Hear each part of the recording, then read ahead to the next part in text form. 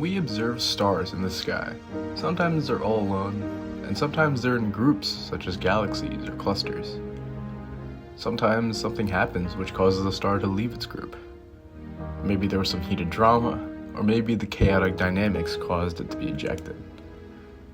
Either way, it's now all alone, but it still has the scars of its past. It turns out that we could use a variety of techniques to read these scars and tag the star back to the group it came from, even if they left billions of years ago. This is what I worked on this summer at the University of Florida, and I'll be telling you about it today. But first, a quicker introduction to who I am and what I do.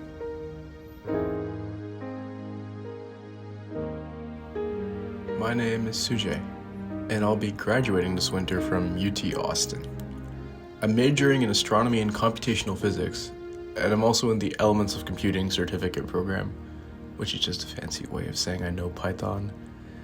I intend to pursue a PhD in astronomy and aim to continue my work in computational astrophysics.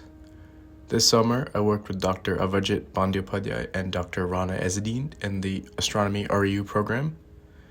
But what exactly did I work on?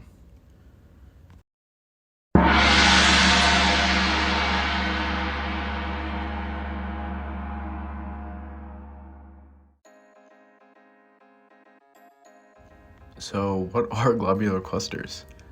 They're closely knit groups of stars containing many, many stars. They're also quite old and are thought to have formed at the same time as the galaxy itself. Let's take a look at this plot of certain chemical abundances of stars in a globular cluster. See a pattern? These are called anticorrelations. All you need to know is top left, bottom right. Easy, right? It just so happens that globular clusters are the only places in the universe to have this pattern, and they imprint it on their stars. So if we can find stars with this pattern, we can find stars that escaped from globular clusters.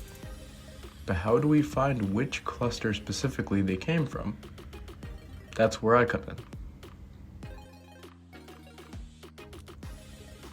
First, I took 146 stars from a catalog put together in the summer of 2022 called Galileo. These stars are all Milky Way stars that have hints of coming from globular clusters. Then I took all the globular clusters in the Milky Way, as well as the Galileo stars, and I traced their orbits back in time 10 billion years. Then I looked at how far apart the stars got from the clusters, and I used something called the tidal radius to determine if the star got close enough to the globular cluster to have been a member. The tidal radius is just a measure of how strong the gravity of a cluster is. A very massive cluster has a large tidal radius, and a less massive one has a smaller tidal radius. Then, based on how close the star got and how long ago it was when it got that close, I gave it a sort of score. Putting this score through some functions, I was able to assign probabilities to each star having come from a certain cluster. For example, let's look at a few made-up stars. Let's call them Alfred, Barnabas, and Chuck. And we'll take a few made-up clusters, Alpha, Gamma, and Omega. Alfred didn't get close to any clusters, so his probabilities are 0 across the board. Poor Alfred. Barnabas got sort of close to Alpha, Gamma, and Omega, but none of his probabilities have a real majority. While it's possible that Barnabas came from any one of these clusters, we can't be certain. Sorry, Barnabas. Chuck, on the other hand, got really close to Gamma, and it was pretty recently too. So we can be fairly certain that Chuck came from Gamma, at least according to this analysis. By analyzing all of the stars and globular clusters, we can find stars like Alfred, Barnabas, and Chuck.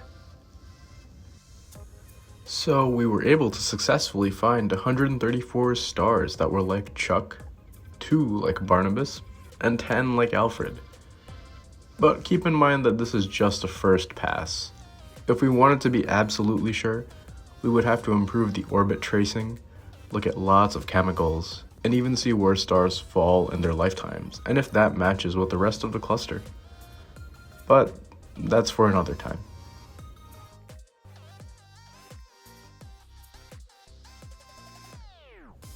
I'd like to thank everyone at UF Astronomy for making this summer a great learning experience. I'm glad to have done cutting-edge research, learning new skills and techniques along the way. I'd also like to thank the NSF for funding this REU program. I should also thank these Python libraries for being essential tools. And finally, I'd like to thank you for watching.